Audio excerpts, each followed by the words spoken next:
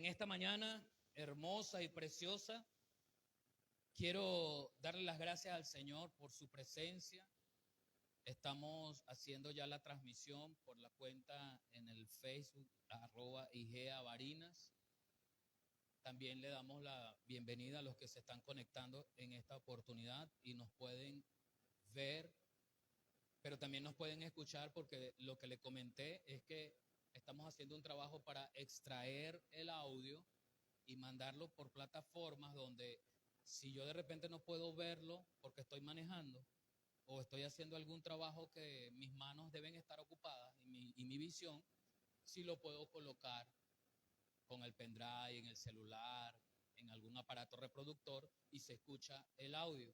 Entonces también estamos haciendo ese propósito. Así que gracias al Señor por cada uno de ustedes. Voy a pedirle que usted busque sus Biblias. La primera carta del apóstol Juan, capítulo 1. Allí donde estábamos escuchando a los hermanos que memorizaron el texto y lo dijeron, lo recitaron.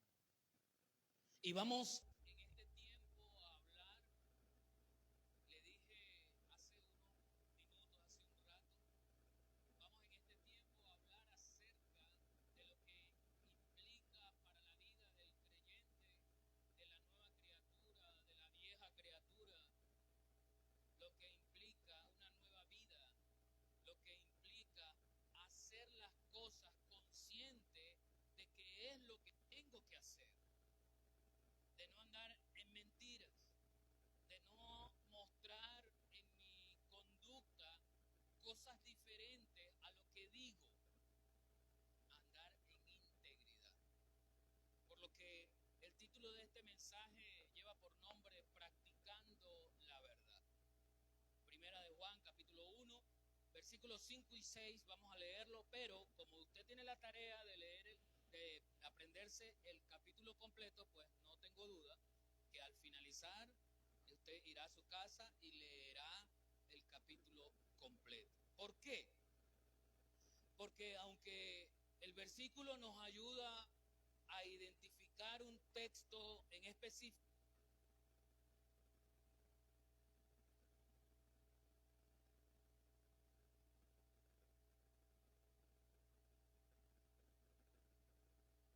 poemario, es decir, de una libreta de poemas, cuyas estrofas muchas veces se pueden leer de forma independiente y hasta se puede entender de forma independiente una de la otra, aunque hay poetas, todas las estrofas. Pero lo que leemos aquí, tanto para el caso de los libros como para el caso de las cartas, toda la historia se conecta en una sola. Así que, por motivos de tiempo, leemos 2, 3 versículos, pero invito a que en su casa usted lea el capítulo completo, para que sepa navegar en medio del contexto de lo que hablamos. Practicando la verdad. Primera de Juan, capítulo 1, versículos 5 y 6, dice de la siguiente manera: este es el mensaje que hemos oído de él y os anunciamos. Dios es luz y no hay ninguna tinieblas en él. Si decimos que tenemos comunión con él y andamos en tinieblas, mentimos y no practicamos la verdad. En estos dos textos el apóstol está resumiendo una parte de la vida del creyente y cierra esta parte con un aspecto negativo de una proposición que debiésemos hacer: andar en verdad. Pero él no habla acerca de andar en verdad. Él habla de que si yo no ando en verdad, entonces no practico la verdad. La vida del creyente es una vida de constante práctica. Lo que yo digo, lo hago. Así como lo que a veces pienso, lo digo. Como actúo por fuera, es como me siento por dentro. La persona que normalmente está en soledad no querida, no buscada, es una persona que por fuera muestra amargura, porque por dentro está sola. Eso no quiere decir que sea algo sine qua non, que no tenga reparación o que nos pueda ser sanado. Estoy hablando de lo que normalmente se siente por dentro y eso se exterioriza. La verdad ha traído a nuestras vidas un misterio, tanto así que para evitar el absolutismo, cada quien tiene una verdad que no se conecta con otras verdades. De modo que hoy hablamos en el relativismo sobre la verdad relativa. Es decir, eso es verdadero desde cierto punto de vista. Eso es verdadero quizás aquí, pero allá no. Entonces hemos relativizado el concepto práctico de la verdad, aún el concepto de la verdad en Cristo. Lo hemos hecho particular, lo hemos designado como algo situacional, es decir, depende del contexto, depende de la situación, se aplica o no se aplica, se es o no se es. Así no logramos ser permanentemente como Dios quiere que seamos, así no logramos ser constantes, no logramos ser íntegros. No tenemos templanza ni carácter para mantener lo que la misma palabra nos enseña. Tú sí sea sí y tú no sea no. Hoy soy frío, mañana soy tibio, porque depende, ¿ves? Depende de la cosa. Depende cómo me traten, depende cómo yo ande, si cargo medio en el bolsillo, si no cargo medio en el bolsillo. Todo eso atenta contra la realidad de practicar la verdad. Es más, se ha asumido hoy en día que la mentira puede ser accesible a la vida de una persona y hasta de ciertos creyentes cuando esa mentira se le pone un apellido. Porque en el afán de normalizar las cosas que no deben ser normales, buscamos la manera de explicarlas, calificándolas de una manera como la Biblia no la ve, no la enseña. Entonces, llamamos a las mentiras piadosas. Son necesarias hasta cierto punto. ¿Será eso cierto? Yo debo guardar como una persona, no solo como creyente, como persona yo debo guardar una relación entre la afirmación, lo que digo y lo que hago. Eso se llama integridad. Si digo que voy mañana, yo debo ir mañana. Si digo que es a las 9, yo debo estar a las 9. Solo comienzan tarde, yo voy a llegar tarde. Y me uno a lo que todos creen, a lo que todos hacen. Porque como todos lo hacen, es más fácil que mi falta, mi error, pase desapercibida, porque todo es el montón.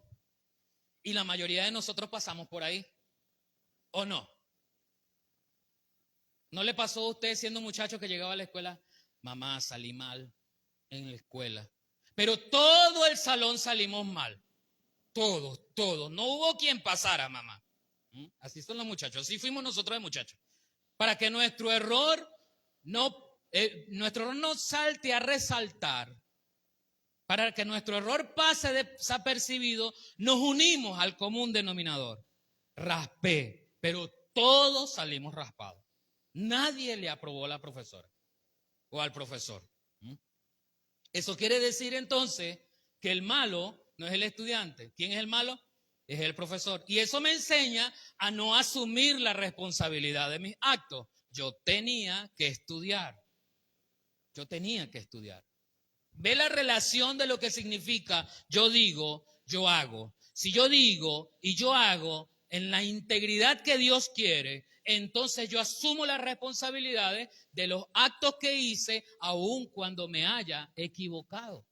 Porque no voy a desaparecer la equivocación, el error de mi vida. Voy a errar, voy a equivocarme. Pero como yo digo y hago, entonces yo asumo la responsabilidad. Sí, fui yo, perdón, me equivoqué. Voy a resarcir, voy a reponer, voy a retribuir el daño que hice, sí. pero eso no nos gusta porque no hay integridad en nuestras vidas. Y no hay integridad porque no hay fidelidad a mi creencia. Hay es conveniencia, que son dos cosas, dos aspectos distintos. A mí me conviene que hoy sea así, entonces digo y predico eso. Pero mañana, como no me conviene, mi parecer cambia.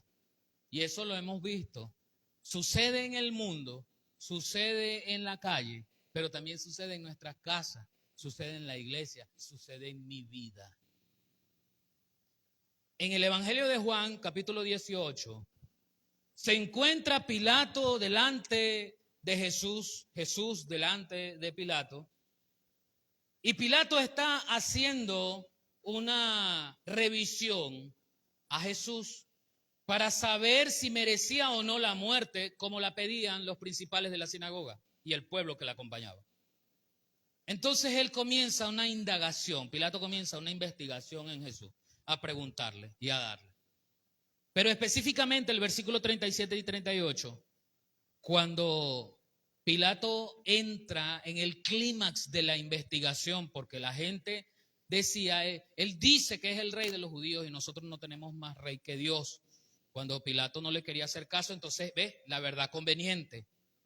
Bueno, sí, pero también tenemos otro rey y es el César.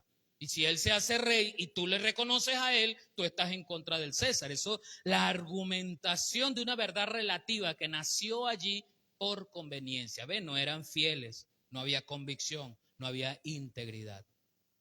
Y en medio de todo esto, dice el versículo 37 del capítulo 18, le dijo entonces Pilato, luego, ¿eres tú rey? Respondió Jesús, tú dices que yo soy rey. Yo para esto he nacido y para esto he venido al mundo, para dar testimonio a la verdad. Y sienta a Pilato, lo muda a un área desconocida para él, porque la filosofía romana estaba en auge. Habían conquistado hace unos siglos al imperio de Grecia, que allí nacieron los pensadores filosóficos de esa época, dando respuesta a la vida. Yo lo que sé es que no sé nada. Y esos pensadores de la antigüedad comenzaron a analizar la realidad de la vida. ¿Quién es? ¿Qué significa vivir? ¿Cuál es el propósito? Se habla del existencialismo, nacer, crecer, desarrollarse y morir, el existencialismo. Entonces, Pilato se encuentra con una realidad distinta cuando Jesús le dice, para eso he venido yo al mundo, para dar testimonio a la verdad. Todo aquel que es de la verdad, oye mi voz. ¿Escucha usted la voz de Jesús? Entonces, algo que le intriga a Pilato entra en él y llega a su corazón, de su corazón a su pensamiento y de su pensamiento a sus labios. Le dice Pilato, ¿qué es la verdad? Un hombre acostumbrado a negociar bajo mentiras, a establecer pactos, promesas que sabían, porque la mayoría de los políticos prometen, sabiendo que no pueden cumplir. Pero como es lo que quiere oír la masa, yo lo prometo, pero yo sé que no puedo cumplirlo. Y los políticos, como Pilato, entendiendo el concepto de la verdad relativa, entra en interrogante. Pero, ¿qué es la verdad? Y sabe, hermano, usted sigue leyendo y Pilato no recibe una respuesta directa ni inmediata a esa pregunta. Pero Jesús sigue afirmándole su propósito de vida. A partir de allí usted puede leer cómo va conectando la idea el Señor Jesús de cómo y por qué Él es la verdad. A partir de allí vuelve el Señor a mostrarse como el Hijo de Dios traído con un propósito. Antes de su encuentro con Pilato, ya él le había dicho a sus discípulos, allá en el Evangelio de Juan, capítulo 14, unas hojas hacia su izquierda, y el Señor le había dicho a sus discípulos, declarándoles una verdad absoluta. Jesús dijo de sí mismo, yo soy el camino y la verdad y la vida. Nadie viene al Padre si no es por mí. Esa misma enseñanza la tomó Jesús y le dice a Pilato, yo soy la verdad. Yo he venido a hacer la verdad. Yo he venido a dar testimonio a la verdad. Y Pilato se interroga a sí mismo y al no hallar respuesta inmediata en su mente, interroga a Jesús y le dice, pero entonces, ¿qué es la verdad? Quizás Pilato quería encontrar en Jesús una respuesta que definiera su aspecto filosófico, su aspecto de vida en relación a la verdad. Por eso el Señor no le enseñó de inmediato una definición práctica de la verdad. Pero en medio de tantas verdades hoy, en medio de tantas cosas que hoy parecen verdad, ¿cómo nosotros distinguimos en medio de todo eso cuál es la verdad? ¿Hay alguna clave para reconocer la verdad? ¿Hay algún ancla que nos lleve a cimentarnos de manera inconmovible? Porque eso es lo que tiene el trabajo, el ancla de un barco. Como el barco no tiene ruedas y no transita en el asfalto ni en la tierra, sino que su trabajo es estar sobre el mar y el mar se moverá dependiendo de alguna corriente o del viento. La manera como el barco se mantenga en el sitio donde el capitán quiere que esté es que baje el ancla, una especie de pieza grande de hierro que pesa mucho y es tirada al fondo del mar para que ese peso contrarreste el movimiento de las olas que pueden darle otra dirección al barco y lo mantenga fijo. ¿Cuál es el ancla en el cual nosotros de manera inconmovible nos podemos parar para definir la verdad absoluta de nuestra vida? Porque esa verdad absoluta está enseñándonos el Señor que hay que dar testimonio a ella y por tanto de ella. Porque el Señor Jesús le dice a Pilato para dar testimonio a la verdad. No dice de la verdad, dice a la verdad. Pero hoy, hermanos, es difícil. Hoy, amigo que nos escuchas y nos ves, es difícil diagnosticar, evaluar, reconocer la verdad en la cual yo me anclo o yo me debo anclar. Las realidades distintas que vive cada persona, cada sociedad, van cambiando. Y la tecnología hoy está haciendo que esos cambios sean vertiginosos, sean rápidos, sean fulminantes. Se acabó el viejo paradigma, comienza un nuevo paradigma. Ese viejo paradigma era una verdad hasta cierto punto. Ahora hay otra verdad. Cada descubrimiento tecnológico, científico, médico, cada vez que el hombre mira al cielo a través de un telescopio más potente, se cambia la realidad de una verdad, se cambia un paradigma.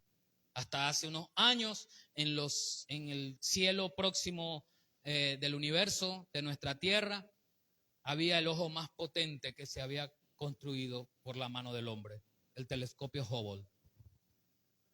Emocionados la comunidad científica de ver hasta lo profundo del espacio la realidad del nacimiento del universo, las estrellas, el choque de galaxias, de estrellas, el nacimiento, estrellas de neutrones, la muerte de las estrellas.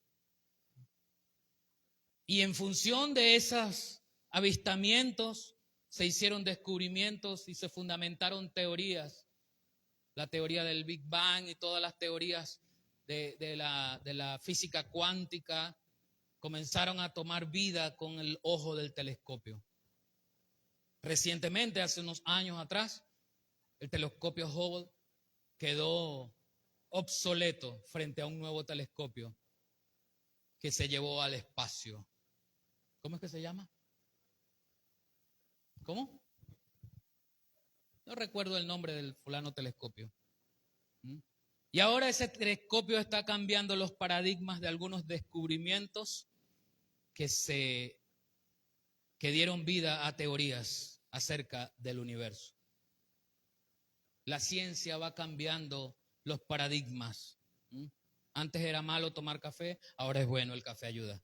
Antes era malo no sé qué, ahora es bueno, ahora ayuda. Ahora la grasa del cochino es buena también. Ahora no hay que correr mucho. No, eso sí que así, salga a caminar y salga a correr. Pero yo le voy a resumir 3 aspectos principales, conocidos, naturales, pero que nos ayudan a cimentarnos en esa ancla para no solamente conocer la verdad. Porque, hermano, le voy a adelantar lo siguiente. Usted y yo sabemos que la verdad es Cristo. Usted y yo lo sabemos. Lo que no hacemos es practicar la verdad que Cristo practicó. Eso es lo que está alejado de nuestras vidas. Practicar la verdad que Cristo practicó. Porque para practicar la verdad que Cristo practicó, yo debo tener una característica que a ninguno de nosotros nos gusta. El Señor Jesús le enseñó a sus discípulos que tenían que ser mansos como Él. ¿Qué mansedumbre la de Jesús? Cuando en medio de la algarabía del pueblo, los principales de la sinagoga le traen a una mujer que había sido hallada en adulterio. Y allí, rodeado de esa gente, le reta la multitud. ¿Qué hacemos con esta mujer? Tú que estás enseñando algo nuevo, ¿qué hacemos con esta mujer? Porque la ley de Moisés, que es la verdad que nosotros tenemos, la ley de Moisés dice, a ella hay que apedrearla. Pero Jesús no estaba en contra de la ley de Moisés. Jesús veía la mediocridad, veía el desespero, midió y su visión traspasó hacia el corazón de esas personas que querían trabajarlo de manera que pudiese hacerle caer. Comenzando por el hecho de que la Biblia no dice que es la mujer a la que había que apedrear. Era al hombre y la mujer. Entonces, ¿dónde estaba el hombre? Le trajeron a la mujer nada más. ¿Dónde estaba el hombre? Fue más veloz que la mujer y se subió los calzones y salió corriendo, y a la mujer sí la atraparon. Había una verdad relativa en la vida de los fariseos cuando le trajeron a la mujer. Pero la mansedumbre del Señor no hizo que arremetiera inmediatamente ni contra la mujer, pero tampoco contra los fariseos. Porque aun cuando le había descubierto la intención de su corazón, no les dijo a ellos, salga para allá, que ustedes lo que quieren es hacer que yo caiga. No les dijo a ellos nada. Tampoco le dijo a la mujer, bueno, sí, échale unas piedras ahí para que se muera, porque lo dice la ley de Moisés. No. La mansedumbre lo llevó a reflexionar primero. La mansedumbre lo llevó a pensar primero. Y usted lee allí cómo el Señor tuvo paciencia y se agachó a escribir en tierra. Y las personas, los fariseos, seguían clamando para que Él diera el dictamen de un juez. Pero la mansedumbre lo hizo posicionarse de su carácter, tener control de su carácter. Eso es lo que nos falta a nosotros para practicar la verdad, la mansedumbre de Cristo. Así que nosotros tenemos que ver a Cristo como el testimonio de esa verdad para poder practicarla nosotros. La segunda parte, en el capítulo 18 del Evangelio de Juan, versículo 37, la segunda parte, Él le dice, yo para esto he nacido y para esto he venido al mundo, para dar testimonio a la verdad. Pero seguimos insistiendo, ¿cuál verdad? La verdad que define a Dios como soberano de todas las cosas. Y esa verdad se revela a la humanidad.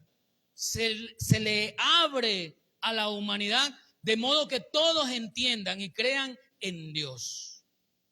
En la carta a los Hebreos capítulo 1, versículo 1 al 4, La versión Dios habla hoy dice de la siguiente manera. En tiempos antiguos Dios habló a nuestros antepasados muchas veces y de muchas maneras por medio de los profetas. Ahora en estos tiempos últimos nos ha hablado por su Hijo, mediante el cual creó los mundos y al cual ha hecho heredero de todas las cosas. Él es el resplandor glorioso de Dios, la imagen misma de lo que Dios es y el que sostiene todas las cosas con su palabra poderosa. Después de limpiarnos de nuestros pecados, se ha sentado en el cielo a la derecha del trono de Dios y ha llegado a ser superior a los ángeles, pues ha recibido una herencia, un título mucho más importante que el de ellos, el de los ángeles. Así que aquí se define la realidad de la verdad de Dios. Dios aquí en la tierra con nosotros, soberano de todas las cosas. El Salmo 19 dice, los cielos cuentan la gloria de Dios y el firmamento anuncia la obra de sus manos. Pero, repito, una pregunta retórica, ¿es Dios soberano en tu vida? ¿Es Dios soberano en mi vida? ¿O yo aún tengo las riendas de donde voy, de lo que digo, de lo que hago, de lo que gasto, de lo que poseo, de cuándo, de cuánto? Porque cuando hablamos de soberanía, el concepto de soberanía es absoluto. El soberano Dios, que es el único que tiene esa cualidad, esa característica, eso es parte de la naturaleza de Dios, así como la omnisciencia, como la omnipotencia, solamente Dios lo tiene, más nadie. Más nadie es omnipotente, más nadie es omnisciente. Y la soberanía absoluta radica exclusivamente en Dios. ¿Qué quiere decir que sea soberano? Dueño absoluto de todas las cosas. ¿Y qué hace un dueño con sus cosas? Lo que él quiera. Si usted va a una casa y llega a la cocina y la señora de la casa está en la licuadora y está licuando la cebolla, y usted se le ocurre decirle, no, con la licuadora no se licúa la cebolla porque la cebolla amella la hoja de la licuadora. ¿Qué le puede decir la dueña de la casa si no tiene mansedumbre para tratarla? La licuadora es mía. Y yo licúo ahí el dedo del gordo pie de mi marido si yo quiero. ¿Por qué? Porque la licuadora es mía. Yo soy soberana de la licuadora. ¿O no, hermano? ¿Ah? Las cosas de su casa, usted las trata como usted quiere, porque total, usted es el que se expone a que se dañe, a que lo tiene que comprar. Eso es mío y punto. El concepto de soberanía en Dios es que todas las cosas le pertenecen a Él. Cristo es la imagen de Dios en la tierra. Cuando yo digo, tengo a Cristo en mi corazón, traigo a Dios a través de Cristo y traigo esa cualidad. Dios es soberano de mi vida. Ya no soy independiente, ahora soy interdependiente. Ahora dependo del Espíritu Santo. Ahora dependo de lo que Cristo quiera que yo haga.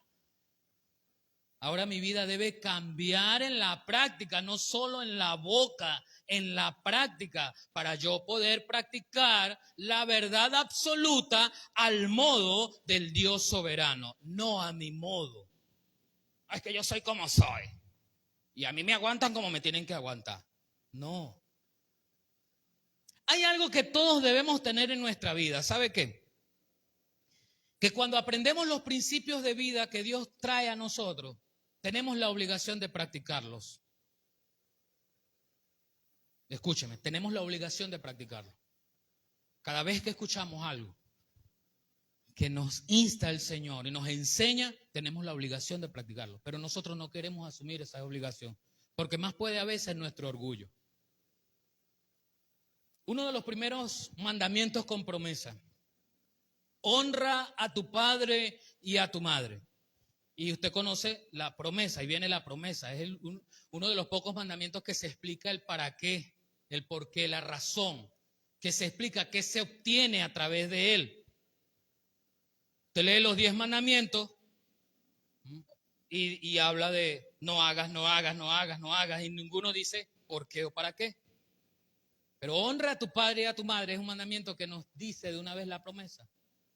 Honra a tu padre y a tu madre. Pero ese honra a tu padre y a tu madre no está condicionado a que si mamá y papá se portaron bien conmigo. No. Quiere decir que si hay una persona que no honra a su padre y a su madre en vida, no en muerte, llórelo, porque lo que da risa, perdóneme lo que voy a decir, pero lo que da risa es que uno sepa que una persona no honró a su madre y a su padre en vida, pero cuando está muriendo o se muere, están llorando desesperadamente. Eso da risa. Perdóneme. Yo sé que no debería decirlo, pero es así. A los padres hay que honrarlos, a las madres hay que honrarlas. Aunque no se hayan portado bien conmigo, porque la palabra no nos da esa condición como requisito. Honra a tu padre y a tu madre si se portaron bien contigo. No. Ellos darán cuenta delante de Dios por qué se portaron mal conmigo, pero a mí me corresponde obedecer. A mí me corresponde practicar la verdad. Es un mentiroso el que dice que lo ama a usted y no ama a su mamá y no honra a su mamá. ¿Qué significa honrar a la mamá y al papá? Cuídalo. Ve y pásale la mano así por la cabeza a ese viejito, a esa viejita. Tenga o no tenga cabello. Respétalos. ¿Por qué lo vas a ignorar? ¿Por qué lo vas a gritar? Si puedes y tienes, dales. Pero si no hay económicamente, ve y esté presente. Límpiale la casa. Y si tienes que limpiarle su cuerpo, límpiale el cuerpo, porque bastante te lo limpió a ti. Ay, pero es que ella no hace nada por mí. Honra a tu padre y a tu madre. ¿Ves lo que significa el hecho de que no practicamos a la verdad? No practicamos. Y le estoy hablando de uno de cientos y cientos de obligaciones que tenemos en el Señor, porque se habla de practicar a la verdad. Cristo como imagen de Dios, en Juan 1:14 dice la traducción en lenguaje actual, aquel que es la palabra habitó entre nosotros y fue como uno de nosotros. Vimos el poder que le pertenece como hijo único de Dios, pues nos ha mostrado todo el amor y toda la verdad. Cristo como la imagen de Dios en la tierra, si habita en mi corazón, me ha mostrado la verdad. Pero no me puedo quedar solamente con que me mostró la verdad. Ahora tengo que practicar la verdad que me mostró. Un esposo que ame a su esposa, que se entregue a ella como Cristo se entregó, que la trate como a vaso más frágil. Eso es practicar a la verdad. Una esposa que se sujete a su esposo, sin condiciones, sin requisitos, más allá de lo que priva su bienestar físico. Porque con esto no estoy diciendo que el hombre tiene permiso para caerle a piña a su esposa, no, señor. Porque por algo le dije que la tiene que tratar como a vaso más frágil, y a un vaso más frágil usted no lo agarra a piña, ¿verdad que no? Las personas que tienen la vajilla nueva siempre están esperando que la reina de Inglaterra vaya a la casa a comer, y ese día van a sacar la vajilla nueva. Tengo 25 años con la vajilla ya, pero estoy esperando que la reina de Inglaterra venga. Perdón, no es la reina ahora, es el rey. Estoy esperando que el rey de Inglaterra venga a mi casa a almorzar para poder sacar la vajilla hermosa que tengo ahí. ¿Ve? Porque no la quiero maltratar. Eso no es para que los plebeyos comamos de la vajilla nueva. A la vajilla nueva se le trata con delicadeza, se le da lo mejor, el mejor uso, el mejor trato. Tu esposa es una vajilla nueva. Pero tu esposo, dice la palabra, que te debes sujetar a él. Es algo recíproco, es algo que no es de que si lo hace, si no lo hace. Yo frente a esto, ¿está Cristo en mí? Debo practicar la verdad. No dependo del otro. Dependo ¿está Cristo en mí? Por amor, dice la mujer, me paro a hacerle la comida al gordo, o al flaco, o al negro, ¿verdad? Porque a nosotros nos encantan los calificativos, los sobrenombres. Uno tiene su nombre y le cambian el nombre a uno. No estoy diciendo que sea malo, estoy diciendo que eso es característico de nosotros aquí en Latinoamérica. Cristo como testimonio de la verdad. Yo con Cristo, entonces practico la verdad conforme Cristo haya revelado en mi ser esa verdad. Ahora, ese sentir en algún momento puede ser caóticamente subjetivo. Y digo caóticamente porque entran tantas cosas al sentir que se desordenan. Yo siento, y la persona se vuelve almática. Deja de ser espiritual para convertirse en almática. Yo siento como que no me quiere, pero yo no lo he dicho, pero yo siento como que no me quiere. Yo siento como ganas de. Y hay personas que lo almático está conectado con el medio ambiente. Si el cielo está gris, se sienten así como grises, ¿verdad? Ay, Dios, tal, como tristón el día, ¿verdad? ¿No he escuchado? Está como tristón el día, ¿verdad? Hay gente que es almática con su trabajo. Si en su trabajo lo trataron bien, le fue bien hoy, llega a la casa bien, porque se trae almáticamente lo de su trabajo. Pero si en el trabajo la trataron mal, llega y refleja almáticamente, trayéndose el alma de su trabajo. ¿Ves? Nos convertimos en seres almáticos. Por eso digo caóticamente sensibles. No es bueno ser almático. Porque el almático le brotan los sentimientos que se van colocando en fila uno a uno, dependiendo de la circunstancia y el día. Hoy estoy bravo, mañana estoy alegre, pasado mañana estoy triste, al siguiente día estoy melancólico. Y es que a veces entonces le busco cosas a la melancolía, a la alegría o a la tristeza. Como aquel hombre que la deja a su esposa y lo primero que hace es poner unos vallenatos de esos que, ¡ay, me dejó! ¡Ay, me dejó! ¡Ay, me dejó! En vez de buscar una canción alegre, una cuestión alegre, pues entonces va a alimentar su alma con una canción que le está diciendo que me dejó y me dejó y me dejó. Y claro, terminó llorando. Sí, me dejó. Eso es una realidad. Cuando usted se sienta angustiado, porque no estoy diciendo que eso no se siente, no estoy diciendo que no pueda sentir melancolía, tristeza, pero si te sientes triste, busca una canción que diga, estoy alegre, alegre, muy alegre, estoy alegre. Es que no lo siento, no importa. No puedes victimizarte creando que el ambiente de tristeza. Si estás triste, busca la canción. Alegre, alegre, es la gente que ama a Dios. Y lo cantas, alegre, alegre. Pero estás partido por dentro, no importa. Busca llenarte de alegría.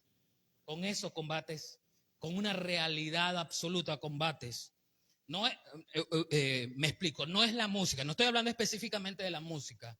Estoy hablando de lo almático que encima yo le sumo.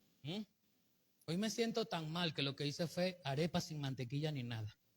Porque me siento mal.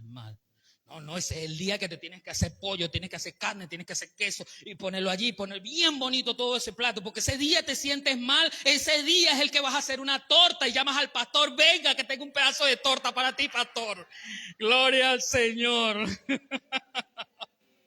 ¿Ah? Gloria a Dios. Nadie dijo gloria a Dios, pero bueno, gracias al Señor por todo. Cristo, entonces, nos lleva a algo más objetivo. ¿Sabe lo que significa la palabra subjetivo? ¿No? Lo subjetivo es lo interno, lo que yo no veo que usted dice. Yo le creo porque usted es evangélico. Y usted me dice que anoche vio un espanto y bueno, yo le creo porque usted, ¿verdad? Aunque yo no crea, yo creo que usted lo vio. Si me dice que vio a su mamá, yo intervengo y le corrijo y le digo, no vio a su mamá. Vio al diablo vestido de su mamá, pero no era su mamá. O vio, ¿cómo fue que nos dijo Elizabeth el lunes? O vio un remanente del sueño, del día, ¿verdad? Y se lo trajo al inconsciente en esa noche. Pero es algo que solo usted ve. Lo objetivo es lo que todos vemos. Yo, por ejemplo, me tomo como subjetivo cuando alguien me dice, pastor, estás gordo. No, yo estoy flaco, por favor. Eso es subjetivo, eso es tu apreciación. Yo me veo flaco. No le puedo mostrar los bíceps que tengo y los cuadritos, pero yo me veo flaco. Lo objetivo es lo que todos vemos. Lo que tú puedes ver y que yo diga, allí está. Eso es lo objetivo. ¿Qué es lo objetivo como creyente que Cristo ha traído a nosotros? La palabra. La palabra de Dios. Es lo objetivo. Es lo que usted ve, lo que yo veo. Porque si yo le digo a usted, vaya a 1 Tesalonicenses 2:13, usted va, ¿verdad que sí? ¿Por qué? Porque su Biblia también tiene 1 Tesalonicenses 2:13. Vaya a su Biblia en 1 Tesalonicenses 2:13. Vaya. Entre Génesis y Apocalipsis seguramente lo va a encontrar. Primera carta a los Tesalonicenses, capítulo 2. La palabra que es Cristo, hecha objetivo, que todos la podemos apreciar, esa palabra se encarna en nosotros. Primera carta a los Tesalonicenses, capítulo 2, versículo 13.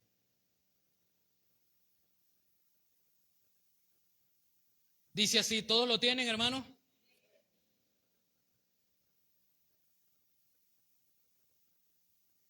Dice así, por lo cual también nosotros, sin cesar, damos gracias a Dios de cuando recibiste la palabra de Dios que oíste de nosotros, la recibiste no como palabra de hombres, sino según es en verdad la palabra de Dios. Sino según es en verdad. ¿Qué es? La palabra de Dios, dígalo. Yo voy a decir la primera parte y usted dice la otra. Sino según es en verdad, ¿qué es? La palabra de Dios. La cual, esa palabra que está en nosotros no queda inerte, no queda sin movimiento, no es sin sentido.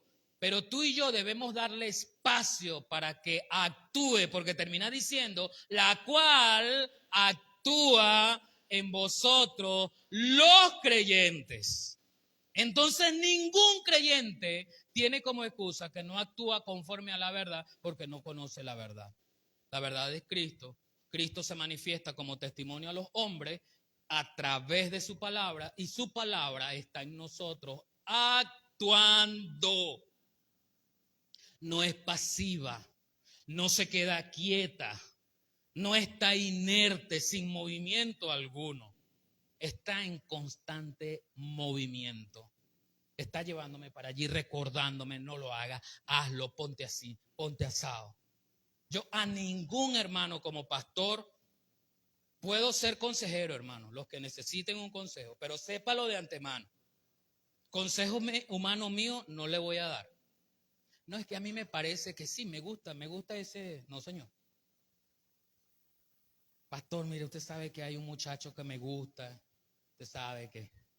¿Qué me dice usted? Yo necesito hacer una radiografía. Necesito hacer una investigación. Primero, ¿ese muchacho es creyente? No, pastor. No, tranquilo. Vaya aquí en 2 Corintios 5:17, 6:14. Dice, la palabra dice, si tú eres un creyente, pues aquí la palabra dice. No os unáis en yugo desigual con los incrédulos.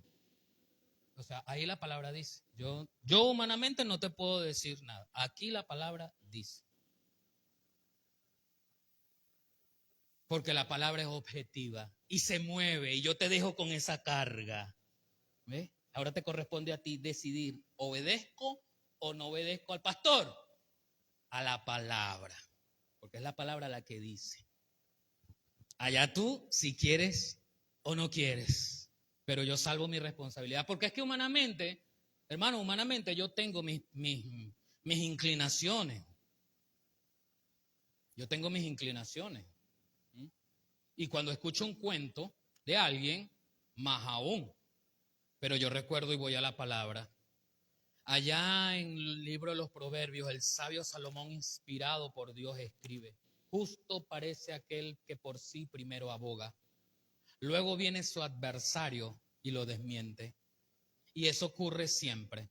Llega una persona: mire, pastor, usted sabe que mi esposo me hizo esto, Y ay, sí, verdad. Sí. Y luego viene el esposo: sí, pero usted sabe que ella me hizo esto y esto y esto. Entonces yo no me parcializo, porque la palabra es para ambos. La palabra es para todos. Es la palabra la que da la objetividad para que tú y yo nos movamos según lo que Cristo quiere que nos movamos. Hebreos capítulo 4, versículo 12, la versión Dios habla hoy, dice: porque la palabra de Dios tiene vida y poder. Es más cortante que cualquier espada de dos filos y penetra hasta lo más profundo del alma y del espíritu, hasta lo más íntimo de las personas, y somete a juicio los pensamientos y las intenciones del corazón. Yo no puedo ver las intenciones del corazón. Nosotros aquí en la iglesia de Jesucristo de Amor no bautizamos a nadie que viva en fornicación. Pero la palabra de una persona, cuando la entrevistamos y nos dice: no, yo no estoy viviendo en fornicación, nosotros no le vamos a mandar a la CIA y al FBI para que le investigue si es cierto o no. No la conocemos, no lo conocemos, lo bautizamos y después resulta que sí era en fornicación. ¿De quién fue la mentira? Mía, de la iglesia, de la persona. ¿Quién está sumando ascuas en su cabeza? Yo, la iglesia, la persona. Él fue el mentiroso, ella fue la mentirosa. ¿Sí me explico? Porque es la palabra la que es objetiva. Lo subjetivo, pues viene de un cuento que yo le creo. No estoy diciendo que no le creo, no, yo le creo. Una vez me llegó un joven acá, cuando estaba como pastor juvenil. Yo no sé si, no está aquí ahorita, no sé si alguna vez escuche este mensaje. Me dijo, llegó así apuradito. Me dijo: pastor, me vine escondido porque mi mamá y mi papá me castigaron. Me dijeron: usted no va a la iglesia. Yo le dije: pues entonces se va a su casa, porque si usted está castigado, no tiene nada que hacer aquí, se regresa a su casa. Ojo, yo como pastor no estoy de acuerdo, y se lo digo a usted como padre, no estoy de acuerdo que castiguemos a los hijos con las cosas de la iglesia. Entonces, si no, no vas. Vete a tu cuarto y te pones a orar, te hincas a orar. O sea, es el castigo, la oración es el castigo, lee la Biblia es el castigo, no vas al ensayo es el castigo, no vas a la iglesia es el castigo, ese es el castigo. Yo no estoy de acuerdo, ojo, y en aquel entonces, hace 20 y tantos años atrás, tampoco estaba de acuerdo. Pero yo estoy conociendo la mitad del cuento cuando él dijo: me vine sin permiso. Yo no sé por qué lo castigaron, aunque no esté de acuerdo con ese castigo. Yo no sé qué mentiras y qué trapecio tuvo que hacer para llegar. Así que se me va para su casa y se guarda allá porque usted está castigado. Lo objetivo es la palabra.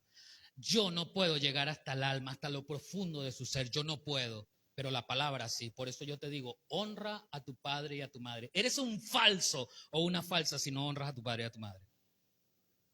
Eres un falso, una falsa si no amas y te entregas a tu esposa, si no te sujetas a tu esposo, si no amas a tu hermano. La palabra dice: no mintáis los unos a los otros. Y a veces hasta nosotros mismos tenemos el tupé de mentir, de mentirnos. ¿Sabía que las excusas son mentiras también? Las excusas son mentiras también. Porque la mayoría de las excusas son dadas para, como dice su palabra, esa palabra, ese término, para disculpar algo que no hice o que no estuve, pero normalmente eso, aunque sea una realidad, me lleva al hecho de que yo no me preparé. Simple, llano, así. Entonces, Cristo es la verdad, es el primer elemento, es la imagen de Dios aquí y nos habla de su soberanía. La verdad que voy a practicar no es una verdad mediocre, no es una verdad media, es una verdad que depende de la soberanía de Dios. ¿Cómo es eso? A través de su palabra. La palabra hecha carne, que es Cristo, ahora habita entre nosotros. Y no es solamente la palabra escrita aquí, el logos. Lo que está escrito aquí es el logos, lo que se conoce comúnmente lo que está escrito. El rema, que es la palabra, es el mensaje de ese logos. Lo que yo entiendo cuando la palabra dice, este es el mensaje que hemos oído de él y os anunciamos, Dios es luz. Yo entiendo entonces que en Dios no hay oscuridad. Entiendo entonces que Dios no es oscuridad, no solamente no hay oscuridad en él, sino que él aleja la oscuridad. Entonces hay un rema, hay una revelación, una interpretación sana en mi mente. Como Dios es luz y él no trae oscuridad, yo no puedo hacer las cosas en oscuridad. ¿Sí me explico? Esas cosas escondiditas. Shh, no digas nada, somos novios así calladitos, no digas nada. No le digas a fulano que sutano hizo esto. No digas nada. Eso se hace en oscuridad, allí no está. En medio de eso no está Dios. En medio de eso no está Dios. Pero ese es el rema, ¿se da cuenta? Yo leí el logos. El logo dice, Dios es luz. El rema es lo que estoy interpretando de Dios es luz. Eso viene e ilumina mi vida por completo. La palabra de Dios como testimonio de la verdad. Y en tercer lugar, entonces, actuamos los protagonistas. ¿Mm? La iglesia como partícipe de las obras del Dios de la verdad. ¿Mm? Cristo, la imagen del soberano, la palabra que actúa en nosotros, la iglesia que obra según la verdad. ¿Soy yo miembro del cuerpo de Cristo? Sí. ¿Soy yo iglesia? Sí. ¿Estoy practicando la verdad?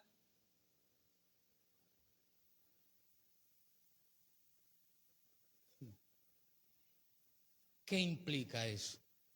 Vaya a su Biblia, el Evangelio de Juan, capítulo 16. Creo que ya estaba allí. Evangelio de Juan, capítulo 16, versículos 13 al 15. Voy a leerle estos tres últimos textos ya para terminar. Dijo un pastor por allí, cuando el pastor dice ya voy a terminar, le falta la mitad del mensaje. A ver, sí, todavía tenemos tiempo. Evangelio según Juan, capítulo 16, versículos 13 al 15.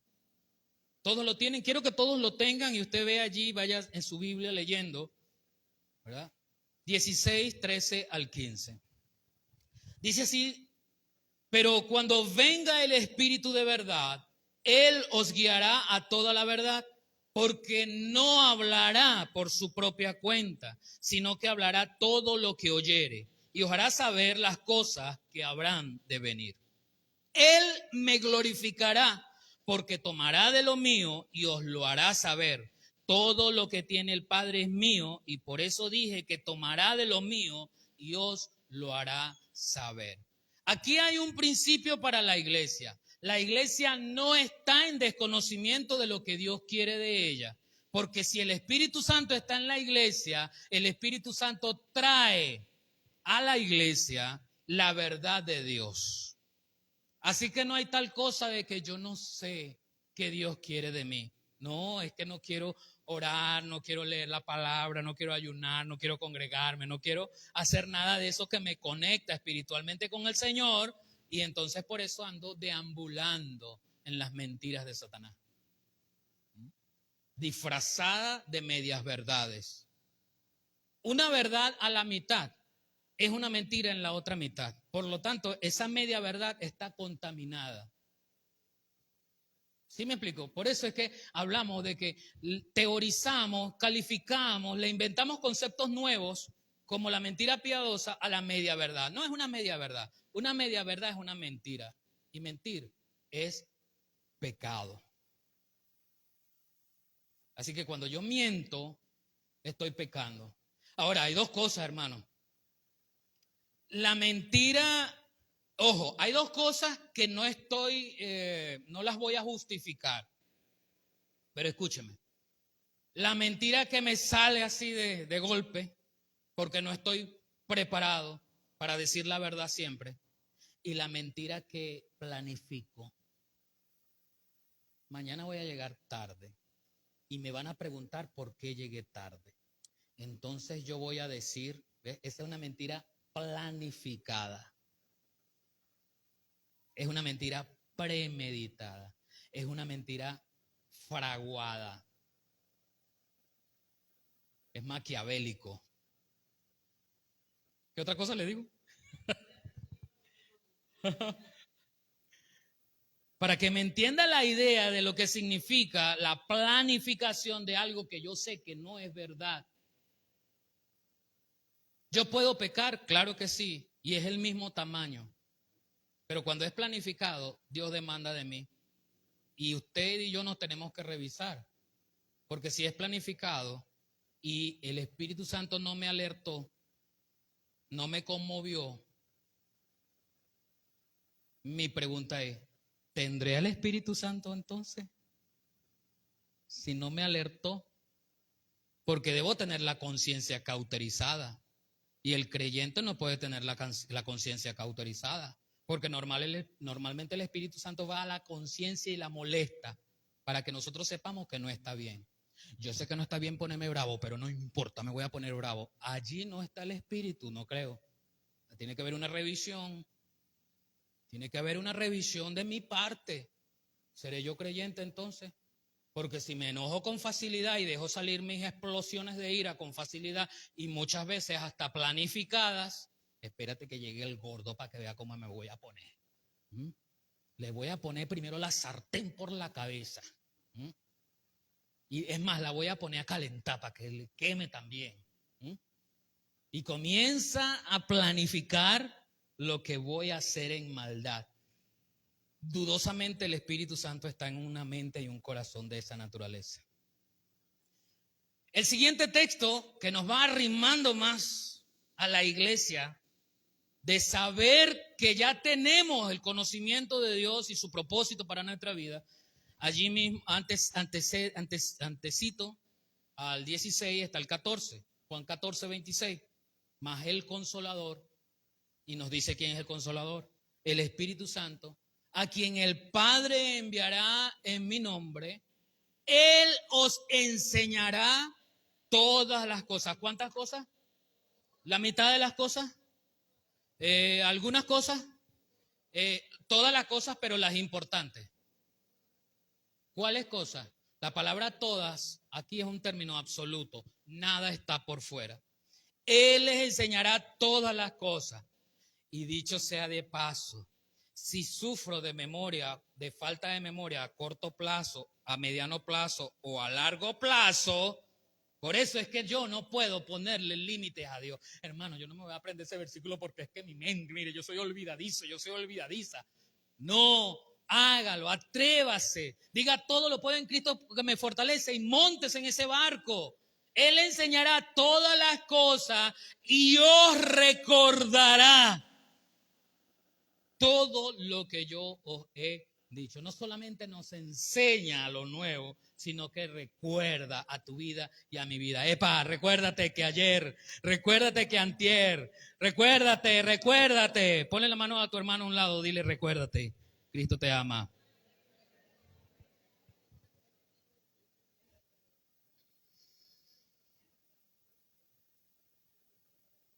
Y finalmente, la iglesia no solamente es enseñada por el Espíritu Santo sobre el propósito de Dios para su vida, para actuar en verdad. También la iglesia le recuerda al Espíritu Santo esas cosas en las cuales fue enseñada. ¿Para qué? Para entonces actuar en concordancia con la verdad. En Efesios 6:14, la Nueva Traducción Viviente dice de la siguiente manera: defiendan su posición, poniéndose el cinturón de la verdad y la coraza de la justicia de Dios. Yo no voy a actuar conforme a mi perspectiva de vida. Yo voy a actuar conforme a lo que Dios me ha enseñado a través de Cristo y a través de su palabra en mi vida. Así voy a actuar. Voy a actuar con esta palabra ciñéndome los pantalones, agarrándome los pantalones. Ese va a ser el cinturón aquí. No solamente es una prenda que decora, es una prenda que sostiene, que le da a mi vida integridad. Porque lo que está arriba que va a decir algo, lo voy a hacer porque ando demostrando que voy a hacerlo. Pero viene el complemento. Lo voy a hacer en la justicia de Dios. Dios es justo y Él no quiere que el mundo se pierda. Juan 3:17. Porque no envió Dios al mundo porque no envió Dios a su Hijo para que el mundo fuese perdido. Dios envió a su Hijo para que el mundo fuese salvo. ¿Quién es el mundo? Todos los que en el mundo habitamos. Negritos, blanquitos, coloraditos, vale ustedes contar, gorditos, flaquitos, todos. Todos nos hemos acercado a Cristo con la misma condición, pecado. A todos Cristo nos dio la opción de ser lavados por la sangre preciosa de su Hijo derramada en la cruz del Calvario. A todos nos pone Dios la oportunidad de ser santos, de actuar conforme a lo que Él quiere. Pero aún así seguimos siendo propensos a errar, a fallar, a pecar. Pero abogado tenemos para acudir a través de ese abogado, pedir perdón, arrepentirnos, cambiar y hacer lo que Dios quiere que yo sea. Ser no es hacer con H, es ser, de existir, de la naturaleza que yo debo tener. La esencia que como nueva criatura debe impregnarse en mí para actuar en consecuencia. Cierra sus ojos por un momento. Practicando la verdad. Y la pregunta para cada uno de nosotros en nuestros corazones, ¿estaré yo practicando la verdad?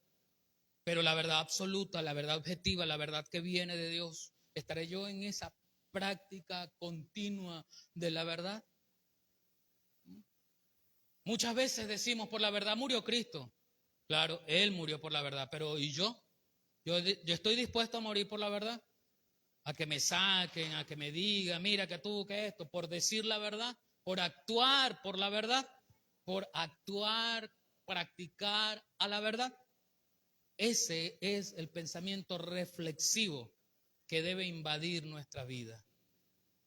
Y pídale al Señor en esta mañana, ya las 12, pídale al Señor que le dé la oportunidad de practicar la verdad absoluta, en términos que solamente podemos conocer cuando viene de Dios Padre. Señor, estamos delante de tu presencia, regocijados, Padre, porque nos has enseñado tu palabra, nos has hablado. Ahora queda de nuestra parte poner en práctica lo que aquí se describe.